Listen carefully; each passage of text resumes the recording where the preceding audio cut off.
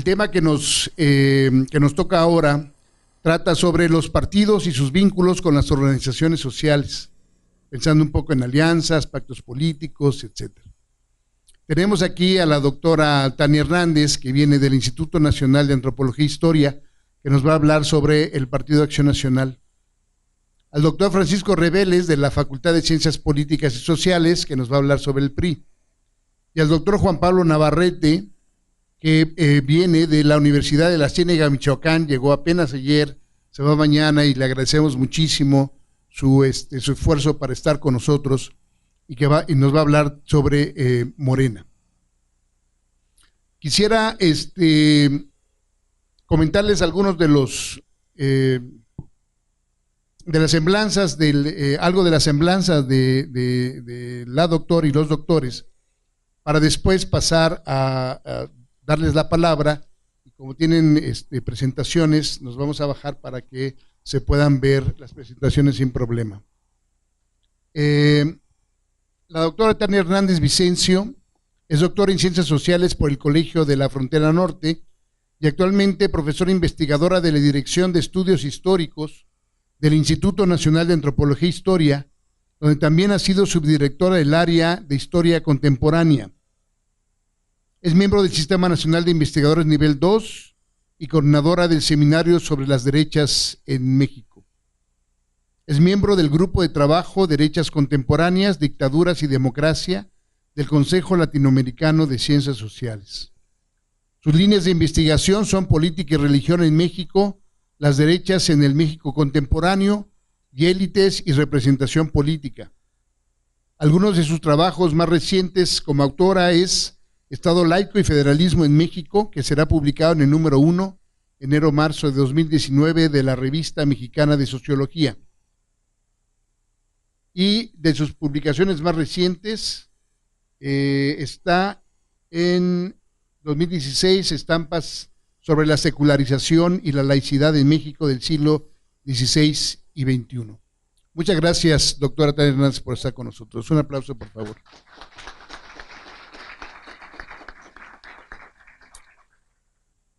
Tenemos también al doctor Francisco Rebeles Vázquez. Él es doctor en Ciencia Política por la Universidad Nacional Autónoma de México, profesor de tiempo completo del Centro de Estudios Políticos de la Facultad de Ciencias Políticas. Es responsable del proyecto de investigación denominado Gobiernos y Democracia en América Latina, en la búsqueda de la equidad social y la participación ciudadana, que recibe el auspicio de la Dirección General de Asuntos del Personal Académico de la UNAM. Es autor de varios libros, el último publicado en 2018 por la UNAM y la editorial Guernica, Ejercicio de Gobierno en las Delegaciones de la Ciudad de México, Democracia e Igualdad Social. Y además ha coordinado varios libros, uno de ellos titulado Democracia Local en la Ciudad de México, los gobiernos delegacionales, también publicado por la UNAM y Guernica. Un aplauso, por favor, para el doctor José Rebeles. Tenemos la presencia del doctor Juan Pablo Navarrete. Él es doctor en Estudios Sociales por la UAM, Unidad de Iztapalapa. Es profesor investigador titular B de tiempo completo de la Universidad de la Ciénaga de Michoacán, miembro del Sistema Nacional de Investigadores Nivel 1. Sus líneas de investigación están en torno a partidos y liderazgo político, y de sus últimas publicaciones tenemos El Estado de México en 2017, de la hegemonía del PRI al arribo de Morena, publicado en la Revista Mexicana de Estudios Electorales y coautorado con Javier Rosiles Salas. Muchas gracias, doctor Juan Pablo Navarrete, por estar con nosotros. Bien, entonces la dinámica será, vamos a darle la palabra a Francisco Rebeles, después a Juan Pablo y finalmente Tania, que cerraría el bloque. Y este es el tema en general sobre el cual voy a hablar. Creo que va a servir un poco de marco general para todo, porque tengo que decirles rápidamente que escribí un trabajo porque la doctora Esperanza Palma, a quien le agradezco en principio la invitación para venir aquí con ustedes, me invitó no solamente para participar en esta mesa con estimadísimos colegas aquí presentes, sino también para participar en una obra editorial. Y yo ya había empezado a hacer el artículo y se me perdió la libreta donde había escrito todo, porque todavía le hago a la antigua en algunos casos. Entonces, lo que ya llevaba más o menos ordenadito, se los voy a exponer aquí, no tan ordenadito, ni no tan extensamente, espero, pero bueno, más o menos creo que son ideas generales e información que es importante recuperar para este tema, porque efectivamente de repente se pierde, se ve como algo separado, como ustedes pueden ver aquí. Esta diapositiva en principio representa cuáles son las funciones de los partidos políticos según Richard Gunther y Larry Diamond. Ellos plantean que los partidos cumplen con 7 funciones y en esa medida siguen siendo vigentes, pero en cada una de ellas tiene competidores, y un competidor muy fuerte pues son las organizaciones y movimientos sociales. Organizaciones bien estructuradas, institucionalizadas, permanentes, o movimientos sociales que no tienen estas características, pero que de cualquier manera pues le disputan a los partidos algunas de las funciones más importantes de representación que tienen, ¿no? Yo lo que hice nada más fue separar las 7 funciones de las que hablan estos autores en funciones de representación política, que es donde tienen más participación los partidos, y funciones de representación social, donde creo, pues sin duda, están presentes y sobrepasan con mucho a los partidos, las organizaciones y movimientos sociales. Hablando del Partido Revolucionario Institucional, en realidad pues vamos a hablar sobre todo de organizaciones corporativas, y no tanto de movimientos, pero precisamente organizaciones y movimientos sociales van a ser las que se van a enfrentar al PRI, van a estar en oposición al PRI, y particularmente en el sexenio que está terminando ahora. La que sigue, por favor. Algunos autores han planteado también que para hablar de relaciones entre partidos y movimientos, pues se tienen que considerar este tipo de vínculos. En principio, donde el partido es la institución fuerte que controla a una organización o a varias organizaciones, ¿no? Que sería precisamente el caso del PRI en sus vínculos con las organizaciones afiliadas o leales, generalmente afiliadas al partido, ¿no? La organización, otro caso es la organización autónoma, cuando la organización es la que pues incluso llega a crear al partido político, y en esa medida pues esa organización depende absolutamente de la organización que le da origen, ¿no? Otro tipo de relación es esta, la relación contradictoria, donde la organización social se enfrenta al partido político, ataca, lucha, combate al partido político, ¿no? Y también podemos encontrar estos dos tipos donde en realidad pues hay una separación. Podemos encontrar un partido político independiente, no encontré otra palabra para ubicarlo mejor, y que cupiera en la diapositiva porque da poco espacio, ¿no? Pero es un partido independiente que no le importan las organizaciones, los movimientos, ¿no? Que puede vivir sin ellos, y solamente desarrollar pues sus funciones de representación en el ámbito electoral. Y también, por otro lado, la organización social, que de igual manera no tiene vínculos, no tiene relación, ni está dispuesta a pelearse con un partido político, a pesar de que pues estén presentes en una misma arena, en un mismo espacio político, ¿no? Entonces, a partir de ello, pues vamos a considerar el caso del PRI. La que sigue, por favor. Como ustedes deben saber, pues el régimen político autoritario mexicano se compuso de 3 pilares fundamentales, según la caracterización tradicional que hicimos, que se llegó a hacer sobre este régimen, que es el corporativismo, el partido hegemónico, el presidencialismo. Generalmente los politólogos nos hemos preocupado mucho por el partido hegemónico, por el sistema que después va a resultar ya en el proceso de transición a la democracia, y naturalmente también respecto del presidencialismo, pero muy poco sobre el corporativismo, ¿no? Y creo yo que por eso también el tema es crucial, es muy importante, en la medida en que pues ese pilar del régimen sigue presente. La que sigue, por favor. Sigue presente considerando pues todas estas características, ¿no? Tradicionalmente estas eran las características de las corporaciones del PRI. Se crea una burocracia sindical que se va haciendo vieja. Ustedes seguramente deben recordar, a pesar de que ya se murió hace 11 años, a don Fidel Velázquez, ¿verdad? Todavía ¿sí? 11, en 97, no, hace 21 años, perdón, hace 21 años, sí. Don Fidel, pues es el símbolo emblemático, pero no es el único, y ya también considerando nuevas organizaciones, pues también ya vemos que la burocracia sigue presente, una burocracia sindical subordinada al Estado.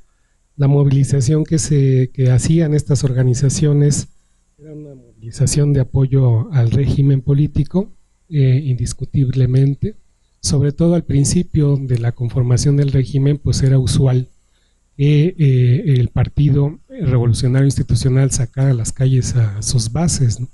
Y pues también el 1 de mayo pues era una fiesta nacional, en la medida en que sí había una movilización, pero era una movilización de respaldo al gobierno.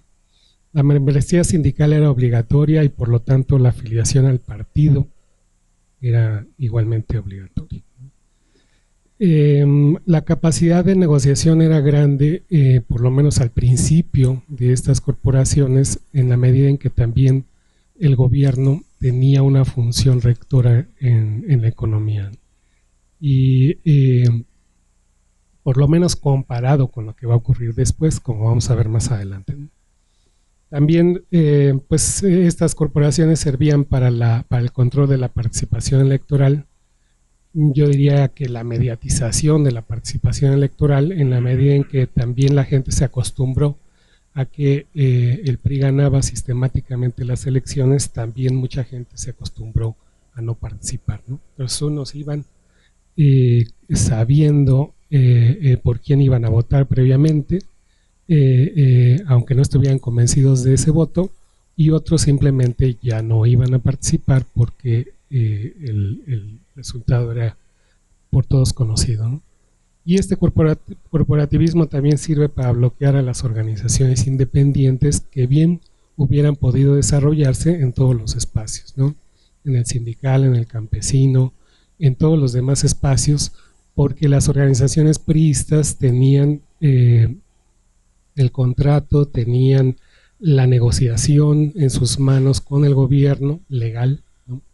Y eso impedía que hubiera pues una participación espontánea, fuerte, que pudiera efectivamente pues por lo menos empatar en cuanto a fuerza política o social a estas grandes corporaciones, pero no fue así. Entonces yo ahí es donde veo la principal función del corporativismo priista en el control de los trabajadores a lo largo de varias décadas.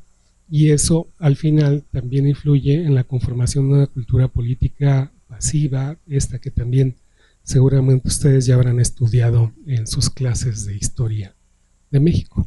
La que sigue. Un poquito más, hay que darle clic.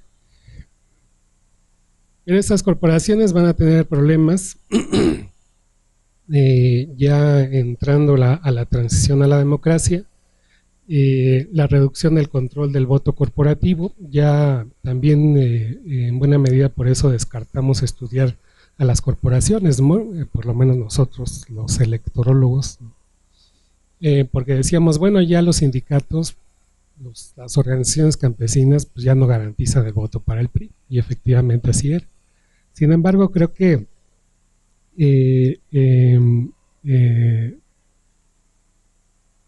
nos olvidamos de que al final esas organizaciones de todas maneras estaban controlando a los trabajadores en sus espacios, ¿no?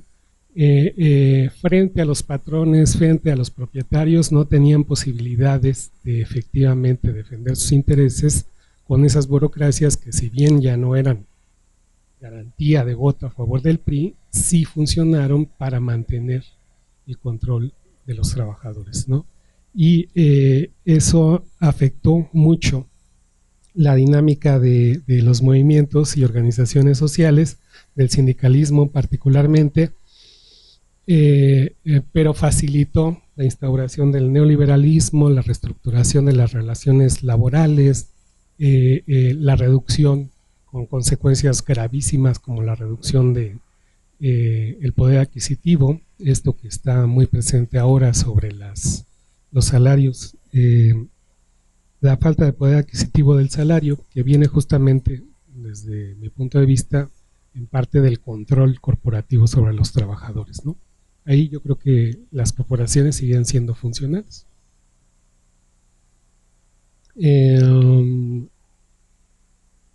La movilización se hizo mucho más ocasional. Ahora ni siquiera el 1 de mayo estas organizaciones participan, porque hay una manifestación de diferentes grupos, organizaciones que se oponen, ¿no? Y que hacen también suyo el 1 de mayo y llegan a confrontarse o llegaron a confrontarse con las organizaciones oficialistas, priistas, corporativas, ¿no?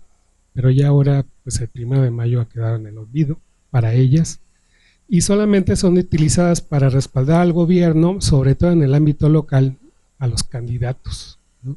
Si usted aquí casi no se nota, bueno, se nota con el PRD o con Morena ahora, pero en los estados sí hay campaña hecha a partir de la CNC, de la CNOP, a partir de las organizaciones sindicales locales, etcétera. Sí hay campaña.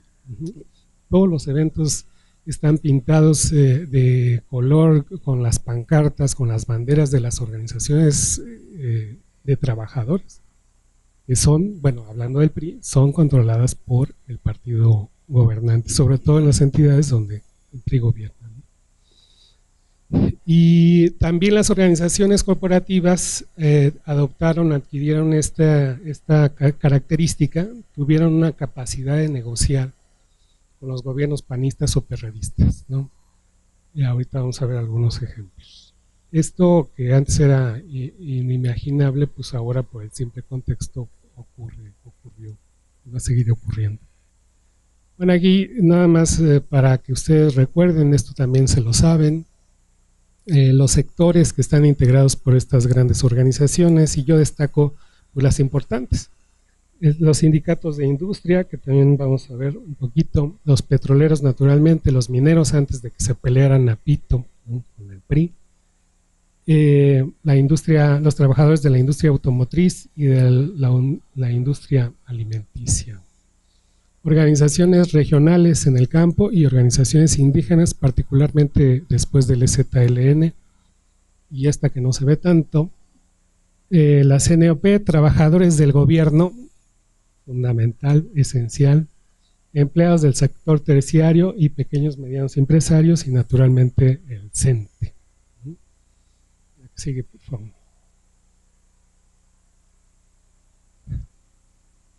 Solamente algunos datos para que ustedes vean la importancia de cualquier manera de estas organizaciones corporativas que siguen siendo priistas. Estas son priistas, bueno, fue priista hasta que se peleó Napito con el PRI, insisto, y ahora está con Morena, como todos debemos saber.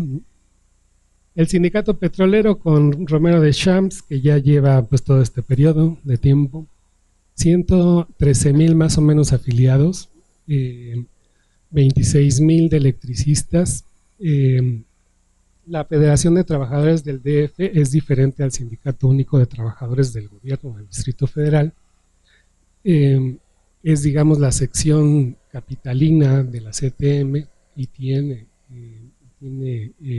afiliados, tiene sindicalistas ahí, pero no conseguí el dato.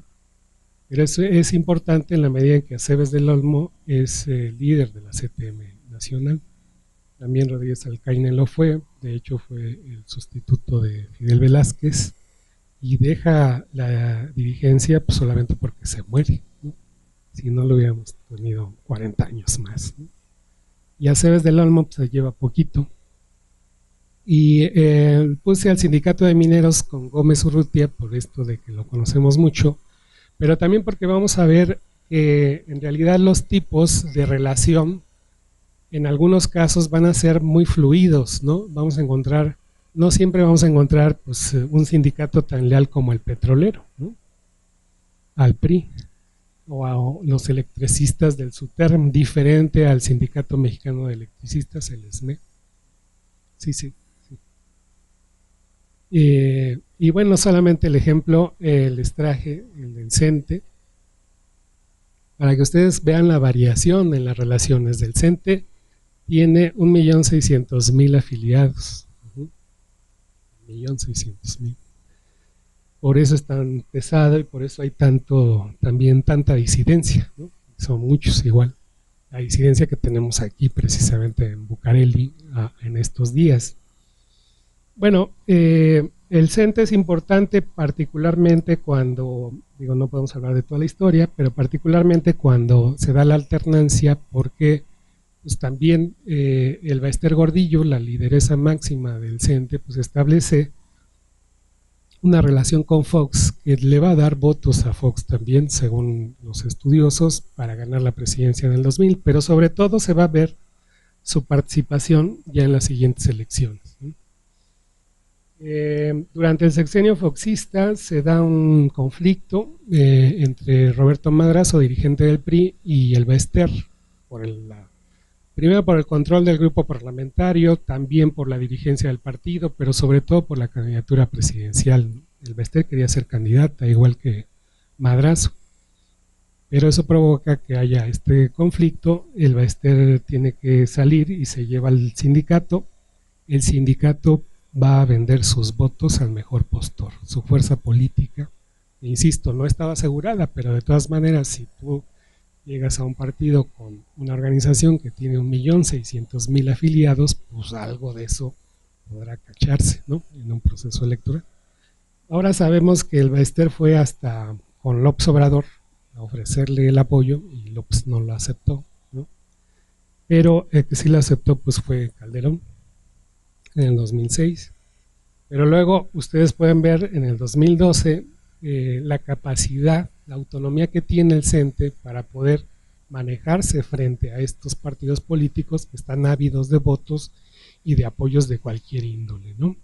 Entonces primero fue con el PAN, luego con Peña Nieto, y luego aquí el apoyo a López Obrador, pues sí, podemos también señalarlo, pero ya el CENTE está en una situación muy complicada de reestructuración interna, donde no podemos decir sin lugar a dudas que efectivamente el sindicato completito va a apoyar a López Obrador, ¿no? Porque la dirigencia, bueno, está el yerno del Baester y está el hijo del Baester, pero la dirigencia está con el PRI.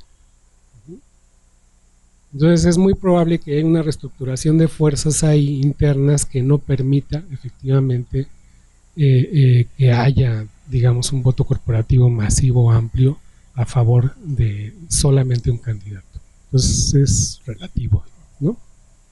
La que sigue, por favor. Luego, bueno, también yo le había prometido a Esperanza Palma que iba a hablar del PRD, pero por lo que les dije que me pasó, ya no puedo hacerlo y además ya no me da tiempo. Pero aquí ustedes pueden ver las organizaciones a nivel de la Ciudad de México en su relación con el PRD. A lo mejor también Juan Pablo al rato habla sobre esto. el Sindicato Único de Trabajadores del Gobierno del DF primero se pelea, es una burocracia priista, ¿sí? Pero llega el PRD a la ciudad, se confrontan, negocian, llegan a hacer paros, ¿no?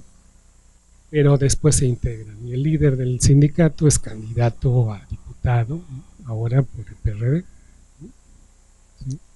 Y el otro caso es el sindicato del metro, también pues muy importante, los del metro también hicieron paro, pues, por allá del 2001, no habían nacido ustedes, ¿o sí? Sí, eran unos bebés, entonces seguramente no les tocó.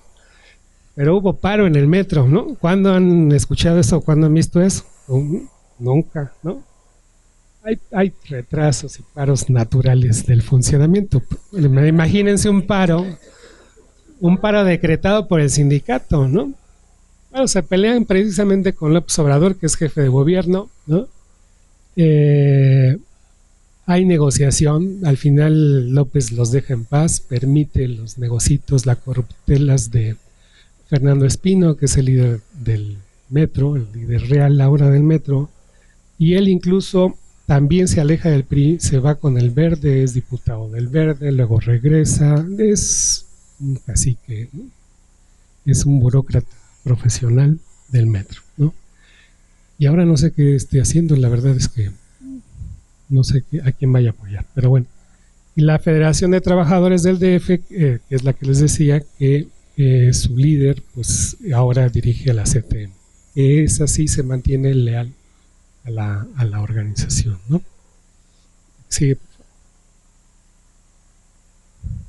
Y bueno, ya no me da tiempo de explicarles esto, pero son las organizaciones que se han enfrentado al PRI. Es muy importante en la medida en que hay varias de las que están aquí presentes, particularmente el Yo Soy 132, que ustedes deben recordar, o que ustedes han estudiado, precisamente porque ya ofrecen una perspectiva distinta, donde las organizaciones o movimientos sociales aparecen y se oponen y luchan y actúan en contra del PRI, ¿no? Eso no lo vamos a encontrar en el caso del PRD, bueno, en el caso del PRD sí, en el caso del PAN no tanto, ¿no? Que sea como un enemigo, propiamente, estrictamente, no. Estas organizaciones sí, en algún momento lo hicieron, ¿no?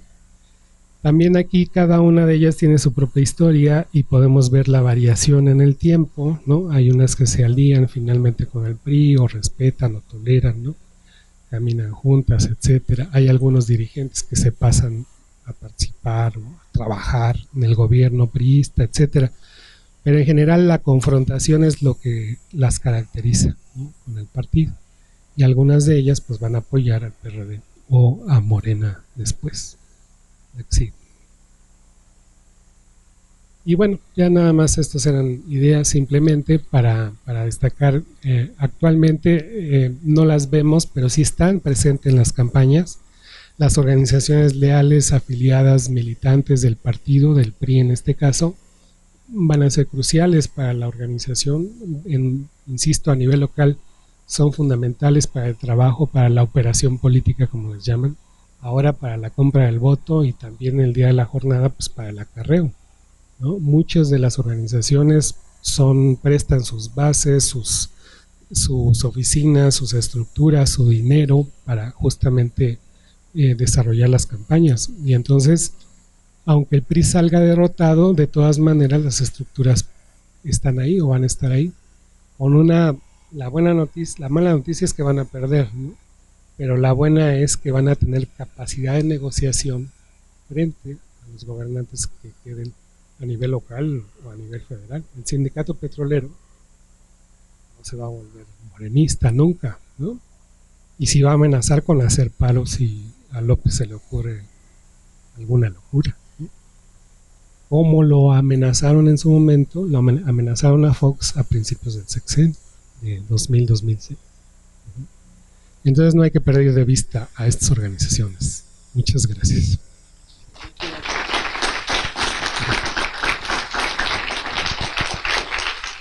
Yo les voy a hablar acerca de un tema que he estado trabajando en los últimos 2 años, no específicamente la relación de las organizaciones con el PRD. Mi trabajo se ha enfocado en los últimos 2 años a trabajar la organización interna de Morena y el desempeño electoral del partido. Así que sobre el tema, cabe señalar la que sigue, por favor.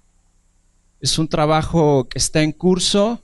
Hay que señalar que la literatura sobre Morena es todavía muy escasa, tenemos que tomar categorías y marco de análisis de otros partidos. Entonces lo que yo propongo en este trabajo es una forma de cómo entender, cómo analizarlo, cómo ver si es un movimiento, si no, qué tipo de partido es Morena, qué tipo de organizaciones se han sumado, y en la parte final le di un seguimiento periodístico a la mayoría de las organizaciones que se han sumado de manera voluntaria a través de negociaciones con el partido, ¿no? Entonces, dicha esa aclaración, es un trabajo en proceso.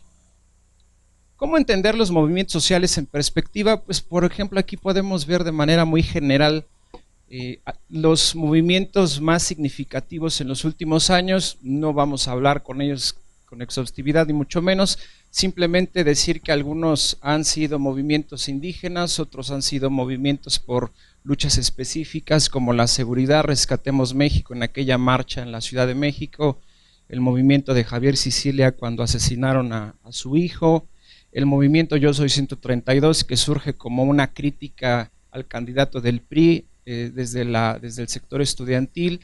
Y estos dos últimos que también son muy importantes estudiarlos, ¿no? Los autodefensas en Michoacán, que cabe señalar que cuando yo llegué a vivir a Michoacán hace 4 años que me fui de la Ciudad de México, pues fue todo un shock para mí empezar a ver que en las plazas públicas había hombres armados y que era algo natural. Yo llegué cuando ese estaba en su apogeo, ¿no? Y los 43 de Ayotzinapa. Cada uno de esos movimientos tiene una dinámica distinta, pero nos pueden ayudar a entender si Morena, el surgimiento de Movimiento Regeneración Nacional, se puede explicar como un movimiento. ¿Cómo entender a los movimientos y a las organizaciones? Primero, pues es una diferenciación pues muy elemental, muy básica. Las organizaciones nutren a los movimientos.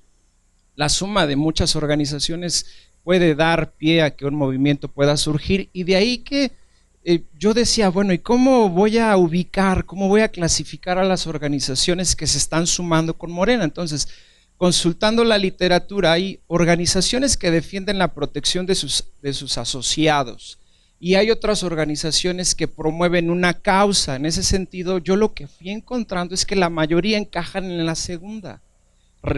Vuelvo a señalar, la literatura es escasa, o sea, yo no tengo un referente para decir, este autor ya establece que las organizaciones se pueden explicar de esa forma. Entonces, pues mi propuesta es que algunas de esas organizaciones se pueden ubicar ahí.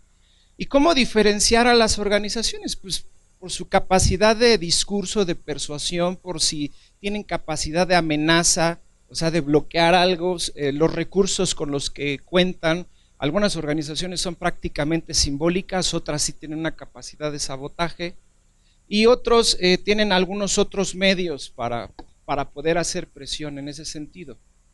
En la siguiente, pues a mí me llevó a preguntarme por qué algunas organizaciones se pueden diferenciar, porque algunas tienen más éxito que otras.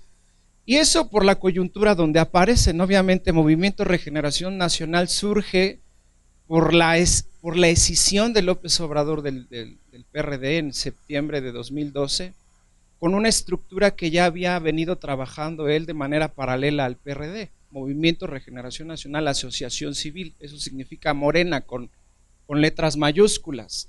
Y entonces, con una serie de estrategias y la forma, y eso tiene un impacto en el contexto. Entonces, ¿por qué algunas tienen éxito? Porque se insertan en una coyuntura que les abona, es como un caldo de cultivo que permite que tengan y que puedan canalizar algún capital político. Ahora, algunas organizaciones encontré que se acercan a los partidos políticos, es decir, no todas las organizaciones sociales se acercan a los partidos. Unas buscan desde otra arena, pero algunas sí intentan. Entonces, yo aquí encontré en la literatura que hay tres formas de diferenciarlas, algunas que tienen un carácter jurídico, están formalmente establecidas, otras que tienen una naturaleza político-administrativa, también son más formales, mientras que en la última, las que son funcionales al gobierno o a los partidos, aquí es donde encajan la mayoría de las organizaciones que se están sumando a Morena, como organizaciones funcionales, pero la mayoría de ellos con bastante informalidad. Recuerden que yo me estoy basando solamente en la relación con las organizaciones sociales, no tanto con las organizaciones sindicales ni con las organizaciones políticas, aunque algunas de ellas van a resaltar ahorita en los siguientes datos. Una vez dicho esto, que hay organizaciones y cómo entenderlas y cómo diferenciarlas, pues tenemos que ver qué tipo de partido es. Entonces la literatura, y es una definición muy general, hay otras, pero un partido tiene una estructura, una ideología, un tamaño y una meta.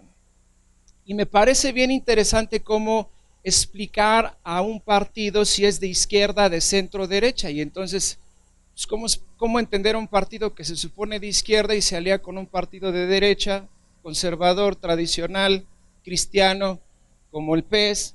Entonces, este autor, Alan Ware, nos propone entender la ideología desde dos variables. No solamente es la oposición que ubica un partido en la política social, sino también en la propiedad pública. Entonces, la combinación de esas dos variables nos puede sacar un promedio de la escala o de la ubicación ideológica de un partido.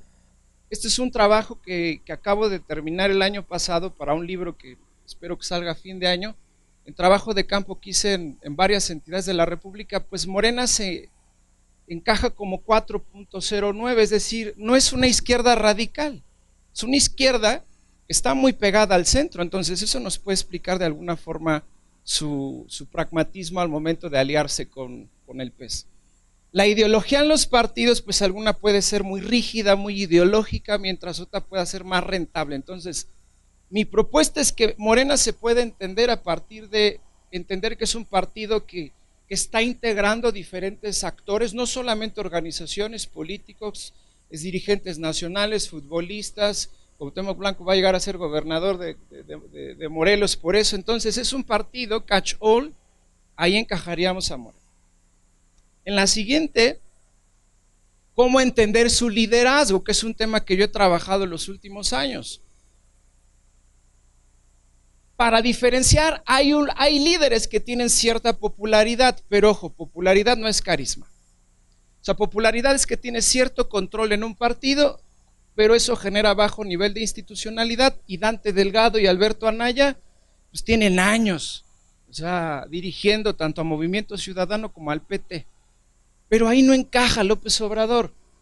Esta categoría, líder carismático integrador, es una categoría que yo construí, de hecho, estaba recordando con la doctora Tania, hace 13 años. Hace 13 años yo estaba estudiando la maestría y la doctora Tania nos dio un curso de metodología, cuando ella tenía como 20 años. Entonces, esa categoría yo la construí, porque el liderazgo carismático no se puede entender por sí solo. Yo hablo de un liderazgo carismático democrático, no de un liderazgo carismático revolucionario, antisistema. ¿Qué cualidades tiene ese liderazgo? Pues hay capacidad de apertura, de negociar, de operación franquicia, de imponer agenda. Pues ¿por qué todos los candidatos hablaban de López Obrador? Le criticaban a Anaya, ahora fue a Valle de Chalco. Sí, pero deje de hablar de López Obrador y hable de sus propuestas. Es capaz de imponer agenda dentro de la competencia institucional de los partidos. Ahora, ¿cómo surge? Esta solamente es una cita y otras, pero Rosendo Bolívar destaca que sí, o sea, ese movimiento surge por una característica importante que es el carisma, y ese carisma encarnado en López Obrador. Entonces, ese movimiento tuvo éxito por la figura del personaje. Lo hubiera fundado otro personaje y probablemente no hubiera tenido el mismo impacto. Sigamos.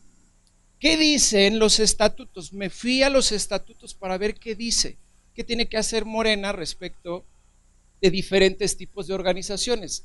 Y aquí vemos en diferentes incisos que buscan relación con organizaciones magisteriales, y ahí se entiende que esté el yerno del Bester, con organizaciones juveniles en San Luis Potosí, y podemos entender también que por ahí empieza a surgir desde el ámbito social, desde las redes sociales, a universitarios que empiezan a identificarse con el candidato, incluso con ese hashtag, universitarios con AMLO. En la siguiente, también vemos que dice que Morena tiene la intención de tener vínculo con organizaciones indígenas y en algunos estados de la República ha llamado a elaborar un plan sobre el tema, vinculación con organizaciones afines, algunas organizaciones priistas en la Ciudad de México, estas mujeres de hierro que hay que decir que se salen porque no alcanzaron una candidatura, ¿no? Entonces ese partido que cacha a todos los que no son postulados en sus propios partidos, y eso ya está definido desde hace algunos años como operación franquicia por la investigadora Esperanza Palma, pues ofrecer la, Yolanda Meyenberg, perdón, es que la vi enfrente aquí, es que no estoy como muy acostumbrado a... Yolanda Meyenberg en 2004 dice, el PRD ofrecía la franquicia a candidatos con mucho potencial. Entonces, pues esa es la explicación. Y bueno, en ese tipo de organizaciones afines, pues caben hasta 2 nietos del Bester, Erika Hernández y René Fujiwara, que se han unido a las redes sociales progresistas en algunos estados. En la siguiente, también vemos que habla sobre algunas organizaciones en el exterior, con organizaciones progresistas en América Latina, el mundo. En esa referencia de latino de Shishons decía que el 29% de los mexicanos apoyaban desde el exterior y sus organizaciones. Y este dato es de 2012, pero en 2012 la campaña de López Obrador recibió el apoyo en 55 ciudades de apoyo de organizaciones que estaban diciendo que estarían a favor de que López Obrador ganara en 2012, pero eso también se ha repetido incluso con los mexicanos que votan en el extranjero, donde ya han enviado su boleta y pusieron la fotografía, no en todos, pero algunos de ellos tachando a López Obrador. La siguiente, ya en la parte final del seguimiento. Aquí es bien interesante porque en la mayoría de lo que yo consulté en esta parte, de dónde está el movimiento, cómo surge, es que pues López Obrador es un hombre que como otros líderes de América Latina se ha movido en los movimientos sociales, pero esa capacidad a partir de ese carisma que fue muy alto en 2006, tuvo un descenso en 2012, pero sorprendentemente otra vez vuelve a despuntar. Esa es una tesis que yo tengo sobre que el liderazgo carismático de López Obrador tiene ciclos políticos.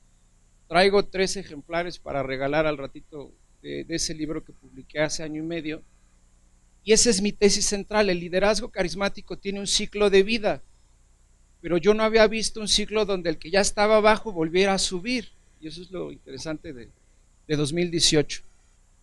Hay que entender que lo que López Obrador dice pasa mucho por un discurso simbólico, esta cuestión de la república amorosa, después el concepto de una constitución moral, pero ya desde 2012 se pensaba que la estrategia siguiente de Morena, con siglas, fuera el siguiente paso, fuera convertirse en partido político en julio de 2014.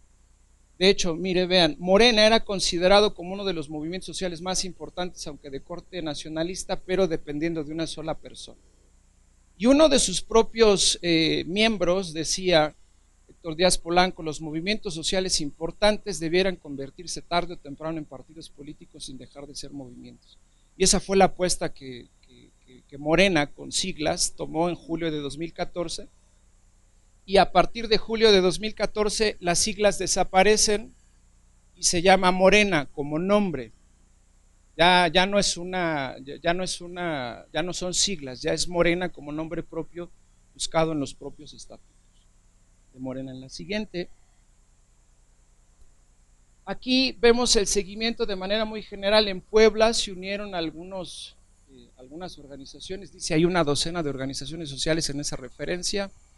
En Oaxaca también alianzas sociales con maestros, campesinos, pescadores, comerciantes, y también en ese mismo sentido en junio de 2016 llamaba la atención la cercanía de algunos sectores. Coincido también con el doctor Reveles, él hablaba del CENTE, aquí estamos hablando de la coordinadora, también de algunas secciones específicas apoyando a López Obrador, no es un apoyo completo. En la siguiente, Vemos también un colectivo de asociaciones, en el colectivo de asociaciones ACE en Guerrero, también Movimiento Esperanza Ciudadana AMLO 2018 en Durango.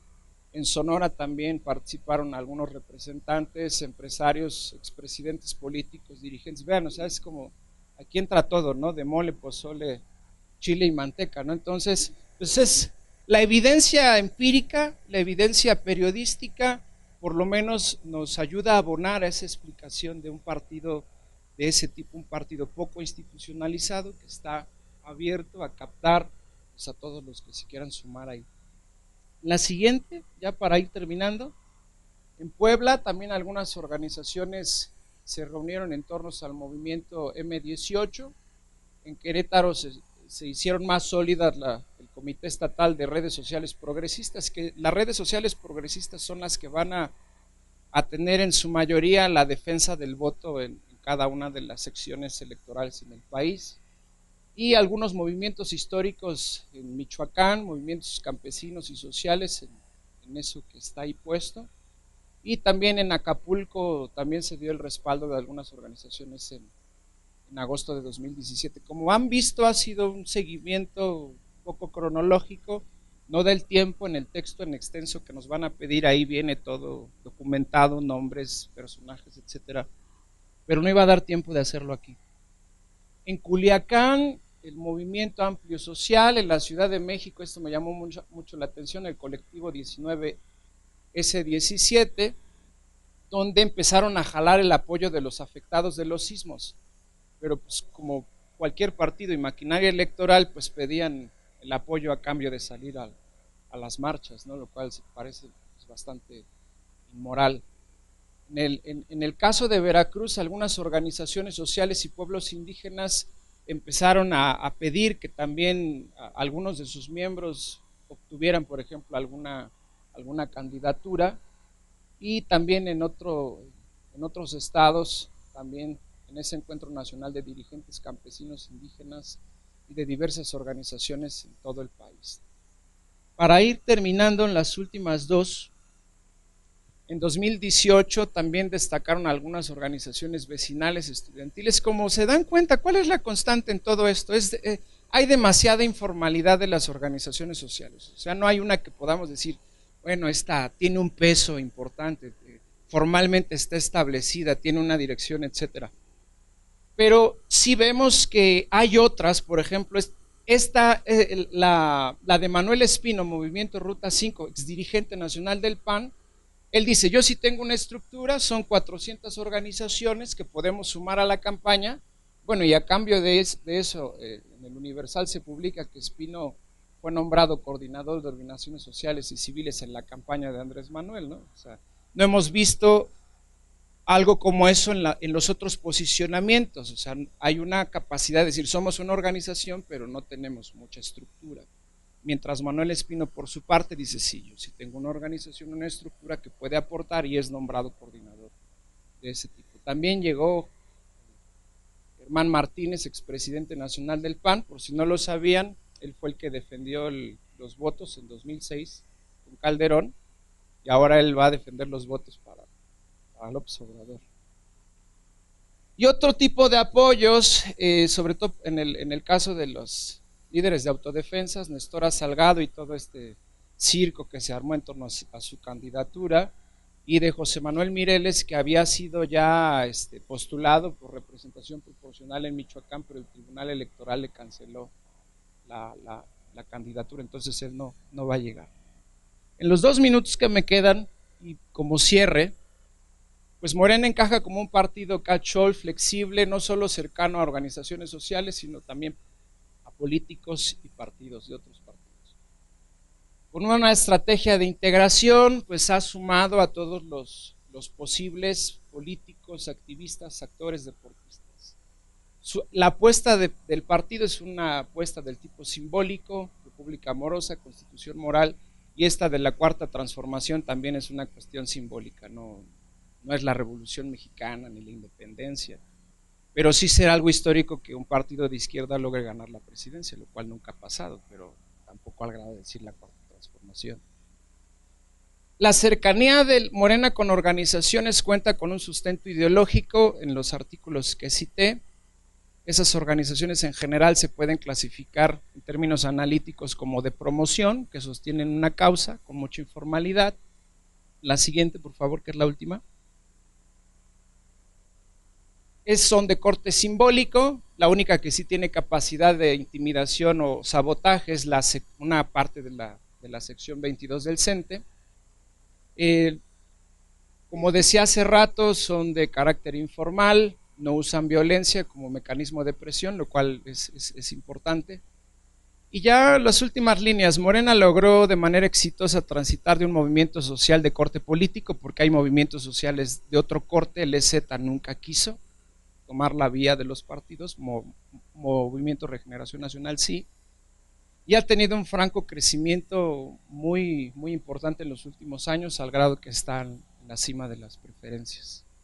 Llega como un partido de centro izquierda a partir de mi propia clasificación, con cuadros políticos propios, pero también con una gran cantidad de cuadros externos de otros partidos que han salido. Y combina con éxito, creo yo, canales de reclutamiento político de rotación, es decir, acomodar a sus propios miembros en otras áreas. Jacob Polewski era secretaria general del partido, Andrés Manuel se va de candidato y ella se queda como dirigente nacional de Morena. Esa es una estrategia de rotación, pero también el acomodo de una clase política experimental. Y termino con eso. Pues en general, Morena es un partido político profesional que depende del carisma de Andrés Manuel López Obrador, y pues nos dará mucha tela de dónde cortar los resultados de 2018, no solamente en el ámbito de las organizaciones, sino también de su desempeño y de su ubicación ideológica. Muchas gracias. A mí me toca platicarles sobre el Partido Acción Nacional. Antes de presentarles un par de gráficas, yo quisiera exponerles un recorrido muy rápido de la relación partido con organizaciones. Como ustedes saben, el PAN nace en 1939, no voy a abundar tanto en la historia del partido, pero sí decir que a partir del 39 hacia la fecha podemos ubicar varias fases en la relación con las organizaciones sociales. En general podemos decir que hay una primera fase, digamos, entre su fundación y el final de la década de los 60, en donde el Partido Acción Nacional tiene como foco de su vínculo con la ciudadanía a las organizaciones católicas, básicamente a organizaciones de laicos católicos, y posteriormente de la década de los 70 a la década de los 80 más o menos, es donde tiene un vínculo más estrecho con organizaciones empresariales como la Coparmex, pero también con organizaciones cívicas como el DIAC, el ANSIFEM, el Provida. Quiero decir que si uno va a los estatutos del PAN encuentra que no existe reconocimiento a grupos de interés dentro del Partido Acción Nacional, ni a corrientes, ni a movimientos, ni a tendencias, como puede ser el caso del PRD, o no sé si en el caso de Morena también exista. En el caso del PAN no, y sin embargo se han venido formando con mayor, digamos, facilidad, justamente cuando el Partido Acción Nacional llega al gobierno. De hecho, en la primera crisis que tiene después, cuando pierden la presidencia después de Calderón, lo que se empiezan a formar dentro del PAN son varios movimientos que reclaman calidad de la democracia al interior del PAN, y muchos de ellos son sobre todo impulsados por líderes regionales o locales que están demandando ante el centro una mayor apertura en la toma de decisiones, elección de candidatos, etcétera, etcétera. Bueno, entonces, después de esta fase de los 70-80, donde hay una presencia clave de empresarios medianos y pequeños y de organizaciones de la sociedad civil conservadoras, tenemos una etapa muy interesante hacia el final de los 90 que coincide con, digamos, una especie de primera crisis del PAN. Ya para entonces recordarán ustedes que el PAN ya ejerció el gobierno en varias entidades de la República, ya viene con conflictos internos muy fuertes, ya se está dando cuenta que la competencia a nivel nacional es muy intensa y que su estructura como partido no le está permitiendo llegar a otros grupos o a otros sectores sociales con los que quisiera vincularse, porque es un partido básicamente de ciudadanos, de cuadros, no es un partido de masas. Entonces, en el contexto de la crisis como partido político, de la crisis como partido en el gobierno, de una, digamos, mayor competencia a nivel de sistema de partidos, pues el PAN tiene que empezar a buscar nuevos aliados que le permitan generar nuevas posibilidades de reclutamiento de líderes, que le permitan renovar su propuesta política, que le permitan generar nuevos vínculos con organizaciones y tener votos. Ese es, digamos, el final de la década de los 90.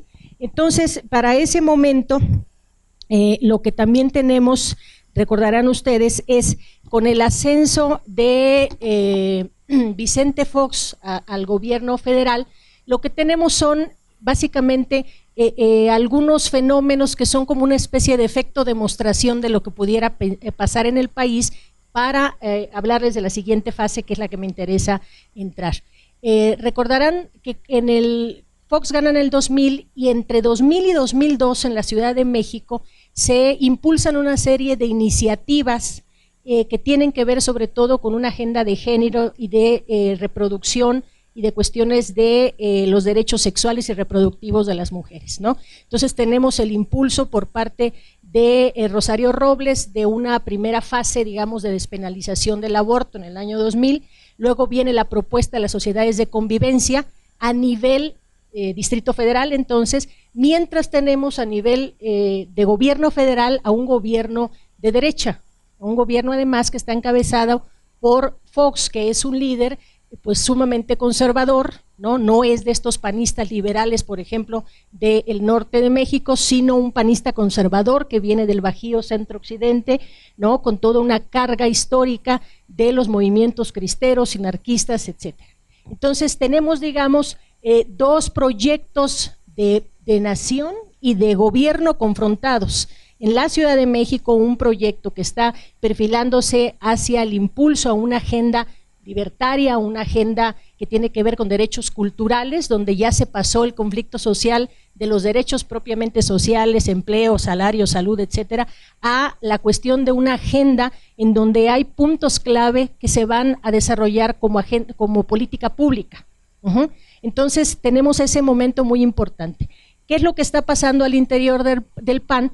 Que por otro lado ya han transitado ante esta falta de estructura para vincularse con nuevos sectores sociales, han probado también lo que es el uso de las redes clientelares del PRI, ¿sí? Y eso pasó de manera muy clara en el estado de Veracruz en las últimas elecciones, pero es, digamos, como que el estado paradigma en ese sentido, en donde el PAN reutiliza las redes clientelares del PRI, que transitan por un momento, si no a las filas del PAN, por lo menos sí votan por el PAN y logran llevar a candidatos externos al PAN al gobierno, como en el caso de Veracruz. Entonces aquí tenemos, digamos, tres formas de vincularse con la sociedad. Una, la de la primera fase, que tiene que ver con el vínculo con organizaciones de la Iglesia Católica, organizaciones de laicos. Y quiero decir que el PAN nunca ha sido un partido confesional, pero sí por su doctrina y por su liderazgo se ha vinculado con estas organizaciones. Entonces esa es una primera fase desde que se funda hasta el final de los 60. Luego les hablé de una segunda fase donde se vincula más claramente con organizaciones de empresarios y con organizaciones de la sociedad civil de ideología conservadora como Diacan, CIFEM, etcétera. Luego hay una tercera fase que tiene que ver con la reutilización de las redes clientelares del PRI, de estos rompimientos dentro del PRI que pasan a ser candidatos en el PAN y gobernadores con el emblema del PAN. Ahora, ¿esto por qué fue posible? Pues porque realmente en las regiones me da la impresión que esta ruptura de la clase política es menos fuerte, ¿no? Finalmente, si ustedes recuerdan el concepto de clase política de Mosca, de lo que nos está hablando, son de estas redes sociales de parentesco, culturales, económicas, religiosas, políticas, en donde hay un grupo que se concentra en el ejercicio del poder, pero que está vinculado a través de redes sociales. Entonces, si esto lo damos por bueno, por eso podemos entender por qué priistas pasan al PAN y por qué panistas pasan al PRI. Más allá de los intereses, estoy hablando de una cuestión de construcción histórica de la clase política local. Entonces, Esa es, digamos, una tercera fase, donde se reutilizan las redes del PRI. Ahora, en esta crisis de la que les hablo, tenemos a Fox en la presidencia de la República, un gobierno de izquierda en el Distrito Federal. Después recordarán ustedes que finalmente la Ley de Sociedad de Convivencia se empieza a aplicar en 2007, y justo en 2007 también se hace una nueva iniciativa para despenalizar el aborto en el Distrito Federal hasta las 12 semanas de gestación. Entonces, 2007 es un detonante muy importante en la construcción no de una nueva etapa, sino en la consolidación de esta nueva etapa, que tiene que ver con la manera en la que el Partido Acción Nacional, no de forma orgánica, pero sí a través de ciertos liderazgos, se está vinculando con organizaciones conservadoras dedicadas al tema de la vida. Y lo que yo planteo aquí es que estas redes le están empezando a proveer de un nuevo discurso, de nuevos liderazgos, de nuevas formas de vinculación con la sociedad, a través de una forma más flexible que no comprometa al partido, porque estatutariamente, insisto, no tiene reconocidos la existencia de grupos de interés a su interior. Bueno, entonces, eso es lo que está pasando. Ahora, estas organizaciones, ¿qué son? Bueno, está sucediendo en muchas partes del mundo, pero si uno voltea a América Latina, hay muchos estudios ya que se están realizando en Argentina, Brasil, Colombia, Perú, justamente de cómo estas redes pro vida son las que se están vinculando a los partidos políticos, poniendo una agenda muy particular de debate que a los partidos les ayuda a ganar elecciones y que a ellas les permite posicionar sus demandas a través de leyes, cambios constitucionales y política pública. Este tipo de movilización está siendo conocido como la movilización reactiva de lo religioso, y esto es muy importante entenderlo. No quiero decir con reactivo que es una organización que surge en una coyuntura y obedece únicamente al momento. Reactivo porque reaccionan ante las políticas de Estado progresistas o ante las acciones de la izquierda, de estos grupos más que vienen de la izquierda, centro-izquierda, y que están tratando de abrir toda una serie de derechos culturales para las mujeres, minusválidos, matrimonios homosexuales, investigación con células madre, etcétera, etcétera. Entonces, lo que está pasando con la movilización reactiva de lo religioso es que el tema de la religión se está posicionando en la agenda pública de una manera legítima. Está la discusión más allá de lo que antes se conocía como la discusión sobre la laicidad. Ya no tiene que ver únicamente sobre si el Estado está separado de la autoridad política o si los partidos políticos tienen derecho a incluirse o a verse inmersos en la discusión política, sino está más bien posicionada en la discusión sobre los derechos humanos. Y ese es un tema fundamental para que me pueda explicar la cuestión con las organizaciones conservadoras. En 2011, como ustedes recordarán, hubo una reforma al capítulo primero, título primero, artículo primero de la Constitución, donde se pasó de garantizar únicamente, ahora sí que de proveer las garantías individuales, ahora se garantizan esas garantías individuales y los derechos humanos. Váyanse a la revisión de la Constitución y van a ver el cambio, pero el cambio es fundamental. Eso fue en 2011.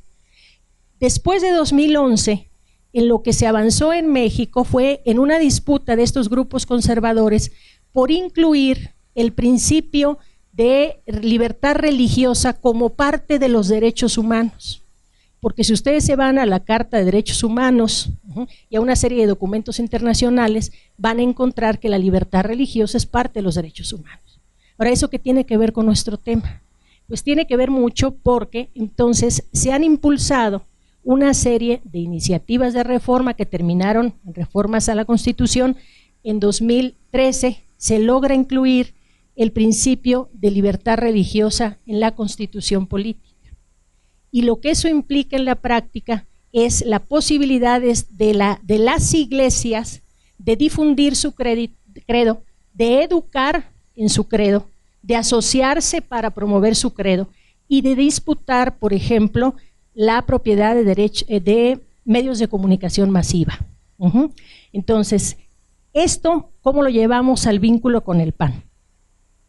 Después de todas las crisis dentro del Partido Acción Nacional, lo que se dieron cuenta, ¿verdad?, es que justamente el vínculo con estas organizaciones, que además son parte de un movimiento internacional, les permitía, como les decía hace un momento, renovar la agenda política sin verse comprometidos como partido, porque los que participan son a título personal.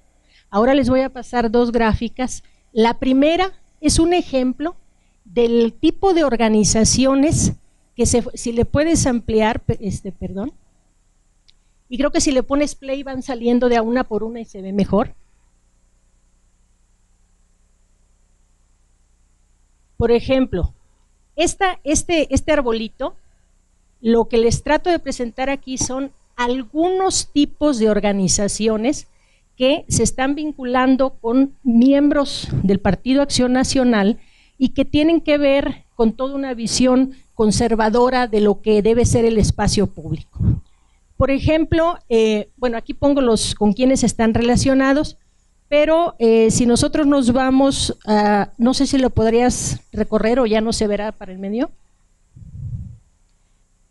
Por ejemplo, a ver, déjale ahí si quieres. Mira, por ejemplo, el Colegio de Abogados Católicos, no estoy diciendo que sean parte del PAN, no quisiera que se malinterpretara, pero el Colegio de Abogados Católicos, quiero señalar la relevancia. Es una organización civil que nace en la Ciudad de México, no sé si la han leído por ahí en los diarios. Lo importante aquí es el papel que están cobrando los abogados para la construcción de esta política pública conservadora. Ajá. Y entonces se van formando organizaciones en donde, por ejemplo, el CAC, el Colegio de Abogados Católicos, ahí arriba con toda claridad dice que brinda asesoría legal, se dedica, bueno, se puede bajar más, al asunto de la construcción de iniciativas de ley. Luego está, por ejemplo, el Frente Nacional por la Familia, que es muy importante y seguro ustedes la han escuchado nombrar. Su vocero o su líder fue secretario de Relaciones Internacionales del PAN, y el Frente Nacional por la Familia, que obviamente tiene una agenda pro familia tradicional, en contra del aborto, etcétera. La Conciencia Nacional por la Libertad Religiosa es muy interesante también, porque justo surge a raíz de esta reforma de 2013 para incluir el principio de libertad religiosa en la Constitución. Pasos por la Vida es otro tipo de organización, algunas de las cuales, por ejemplo, no recuerdo ahora, creo que es Pasos por la Vida, se dedica a reclutar jóvenes en las universidades y a ir a las marchas, o sea, todas estas marchas así, con multitudinarias que uno ve de pronto a favor de la vida, en contra del aborto. Esta organización se dedica a ese tipo de actividades. Juntos por México, Movimiento Unión Nacional, Movimientos Católicos, pues es justamente una suma de distintos movimientos, tanto laicales como independientes a la Iglesia, pero que defienden la cuestión de la religión católica y su apuesta en las políticas públicas. Si puedes pasar a la otra.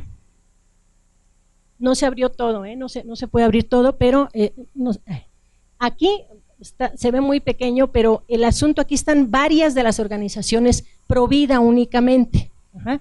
Y aquí en esta cosa azulita que no se ve, pues están los datos de con qué vínculos, con qué personas están vinculadas dentro del Partido Acción Nacional.